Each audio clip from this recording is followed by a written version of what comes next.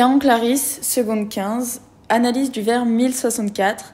Le bonheur de Luplère est le seul où j'aspire. Donc dans ce vers, on peut constater que c'est de Junie que dépend la vie entière de Néron.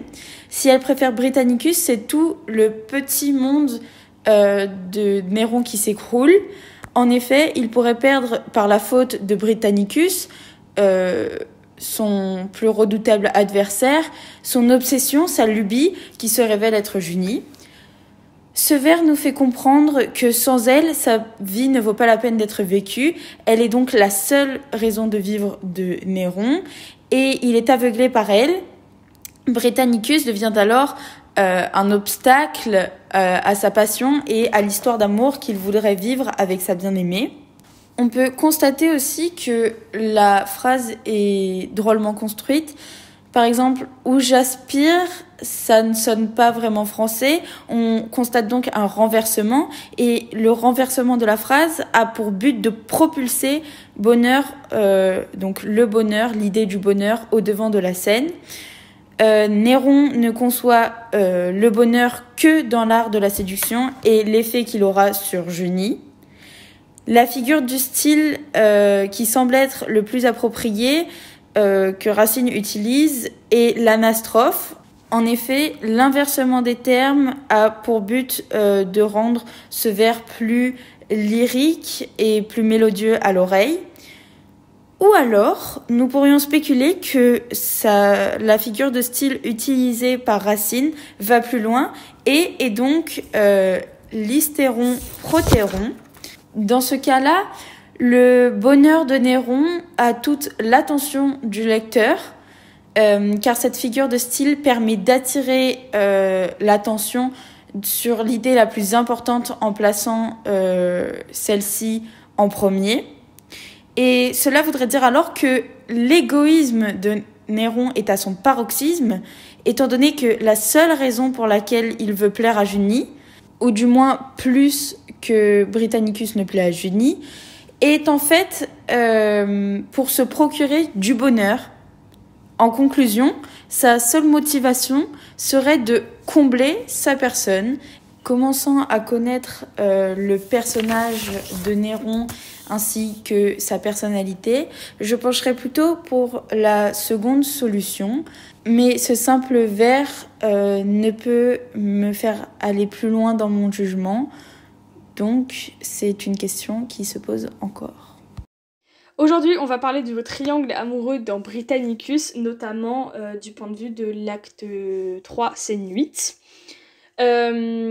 Premièrement, dans cette scène, on remarque que la plupart des répliques sont des alexandrins, et pour rappel, en alexandrin, c'est un vers de 12 syllabes qui est séparé en deux à la césure, en deux hémistiches de 6 syllabes chacun. Deuxièmement, à première vue de cette scène, on remarque que Néron et Britannicus sont en train de se battre pour l'amour de Junie. On remarque que ce combat il est mené par Britannicus, parce qu'il est dominé par Britannicus, parce qu'il arrive à rester calme, à rester posé. Il arrive à parler de bonheur, il arrive à être romantique, et ce calme, il est justifié par le fait que à chaque fois qu'il parle, il dit qu'un seul alexandrin. Alors que Néron, lui, il est plus énervé. Déjà, il dit plus d'alexandrin que Britannicus. Donc il a un besoin il a un besoin de supériorité au niveau de la parole. Et aussi, dans ces alexandrins, le contenu, c'est, contrairement à son frère, c'est pas du tout romantique, tout ça. Lui, c'est plus violent. Il dit, je cite, du moins, si je ne sais pas le secret de lui plaire, je sais l'art de punir un rival téméraire. Donc c'est pas du tout le même registre que Britannicus. On sait aussi dans le contexte de l'histoire de la pièce que Britannicus et Néron, ils sont déjà en conflit politique dû au trône. Et là, avec Junie, ça rajoute un conflit en plus. avec le conflit amoureux. Donc ça détériore encore plus leur relation. Donc en conclusion, ces vers, ils témoignent de quoi? Ils témoignent que Britannicus, il est assez confiant pour l'amour que Junie lui porte, contrairement à Néron qui lui est moins confiant. Donc ça se traduit par plus d'alexandrins pour plus de justification. Et au final, on peut se demander, en connaissant le caractère de Néron, si lui va pas en faire une lutte de pouvoir. J'ai tout de même quelques éléments à reprendre sur ce vers 1064. Nous sommes vraiment au cœur, je prends ce terme à dessein, nous sommes vraiment au cœur de la pièce, et bien sûr les tempéraments qu'on pressentait se sont amplement révélés, et c'est l'affrontement des titans. Alors, en apparence, Néron évidemment domine puisqu'il est sujet des verbes, puisqu'il a un champ lexical pour lui de la puissance et même de l'hyperpuissance.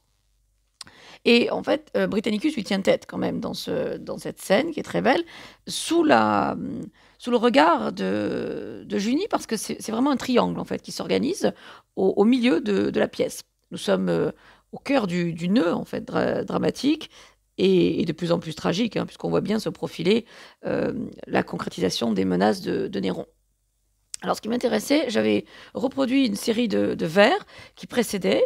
Je ne suis pas sûre de vous avoir donné le 1065, mais je m'étais arrêtée à celui qui m'intéressait davantage, qui était le bonheur de Luplère, le seul où j'aspire.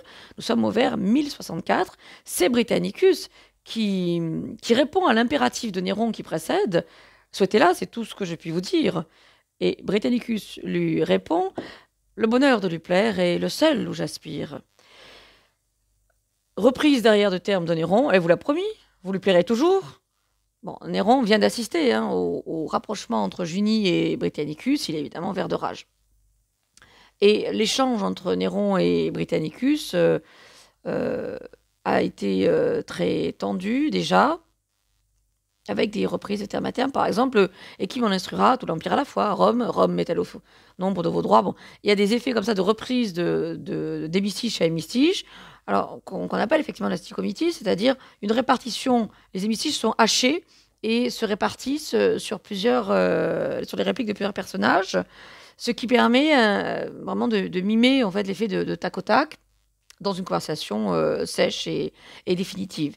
On trouve ça, en fait, dans cette scène. C'est aussi la scène où on trouve ce maillage, ce tissage lexical, par exemple, ces effets de rebond, où ils reprennent les termes de l'un à l'autre. Et on a, par exemple, sur Rome, la reprise, évidemment, de l'instance politique, le peuple et le Sénat en particulier, qui valide ou invalide les empereurs, selon l'usage, en tous les cas, qui est Rome. On a aussi Néron qui reprit, évidemment, Néron commence à ne plus se forcer. Néron, de vos discours, commence à se lasser. Bon, ça aussi, on connaît. Et alors, ce qui est plus intéressant, c'est qu'à partir du vers 1055, Britannicus monte un peu plus haut dans l'affrontement et dégaine, en fait, il déplace. Ce qui est ça qui est assez fascinant, c'est qu'il ne s'affronte pas seulement sur des effets d'impératif à impératif. Enfin, c'est pas juste un combat de coq, parce que Néron, dans ce cas-là, est tout seul dans la basse-cour. Britannicus lui répond en biais en partant sur des domaines qui échappent à Néron. Ce qui est assez fort, et c'est peut-être ça qui rend complètement fou Néron, c'est que Britannicus lui parle en fait un langage qu'il ne connaît pas.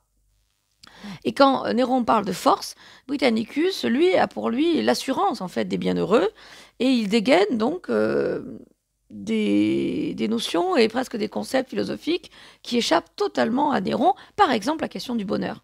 Et Britannicus place au centre de la pièce ce qui est peut-être la meilleure justification au monde, qui est le bonheur. Alors, qui sonne mal, parce qu'au vers 1055, juste au-dessus, chacun devait bénir le bonheur de son règne. Et devait d'ailleurs bénir le bonheur de son règne. Alors ça, évidemment, bonheur et règne, on n'est pas sûr que ça soit pas quand même un début d'oxymore.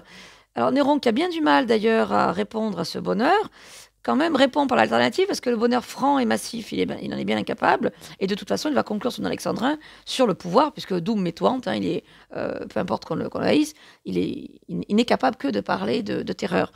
Heureux ou malheureux, Il suffit qu'on me craigne. Bon, on voit bien qu'il redéplace le questionnement, il reprend à peine bonheur, qu'il éclate en disjonction heureux ou malheureux. Il est bien incapable de toute façon d'en rester à la notion et au concept posé. Il éclate ça en deux incarnations possibles par la disjonction des deux adjectifs, les deux étant évidemment antonymes. Donc Néron ouvre le champ en fait. On n'est plus du tout dans le strict bonheur et en plus il part sur le règne. Alors Britannicus, là où c'est génial, c'est qu'il revient au sentiment, de tels sentiments. Il revient à Junie aussi, et il sort de ce combat des égos masculins, des égos virils. Néron, alors c'est très drôle, repart sur le verbe plaire, parce qu'il répond au sentiment par le verbe plaire, ce qui là encore est un déplacement. Et il revient évidemment à la rivalité, rival téméraire. À chaque fois, on voit que chacun essaie de redéplacer le centre de gravité de la scène.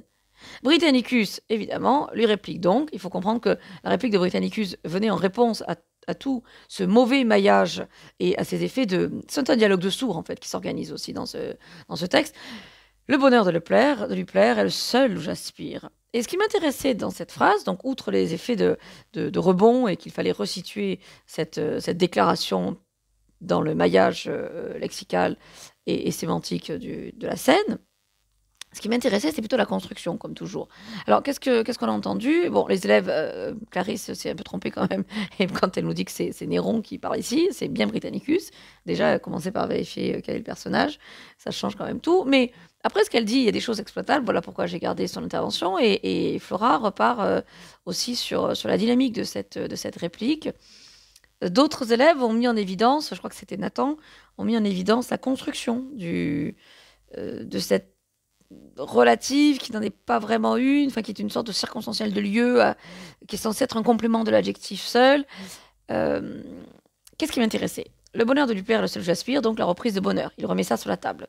Ça, c'est très drôle. Alors que Néron a cherché à esquiver ce terme qui visiblement lui fait peur et dont il est bien incapable. Effectivement, je ne sais plus, je crois que c'est Flora ou Clarisse, je ne sais plus, qui nous a dit que le terme était propulsé en début d'Alexandrin. Oui, effectivement, ça nous intéresse.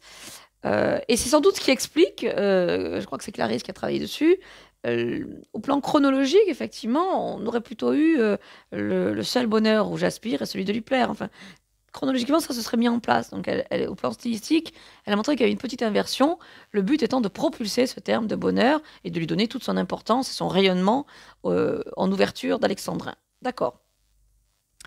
Le plaire est à l'hémistige, bon, très bien. Et le seul où j'aspire, on a aussi sans doute un début d'allitération quand même, parce que le R et le L, on voit bien là qu'il y a deux consonnes qui sont en train de se... Il y a la liquide là quand même aussi qui est en train de se... Le L qui est en train de se promener dans le vers. Ça donne de la fluidité en fait. Le bonheur de lui plaire, le seul où j'aspire. Effectivement, le fait qu'on ait un parfait alexandrin très régulier, coupé en 6 et à chaque fois aussi avec des coupes secondaires à 3. Là aussi, ça montre le calme olympien, souverain du jeune Britannicus, qui est très sûr de ses sentiments, et les sentiments, effectivement, qui sont premiers, le guide dans l'aspiration au bonheur, et première, en fait, dans sa vie, elle est première dans l'Alexandrin, elle l'ouvre. Ce qui m'intéressait encore plus, c'était de voir où se situait le petit Britannicus dans tout cela. Britannicus est en fin d'Alexandrin. Le pronom Britannicus, contrairement à Néron, qui passe sa vie, je sais l'art de punir, Néron commence...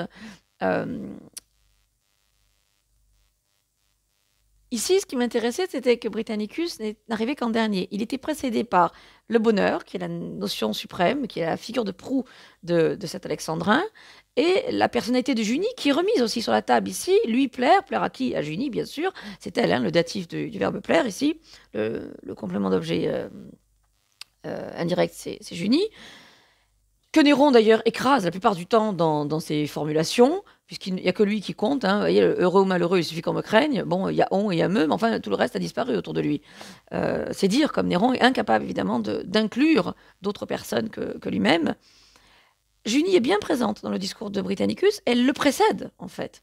Donc, on a bonheur, qui est la notion qui réunit le couple, qui est l'enjeu philosophique de la vie de Britannicus, qui en est le moteur, en fait. C'est l'aiguillon, en fait, qui conduit les actions qui motive Britannicus.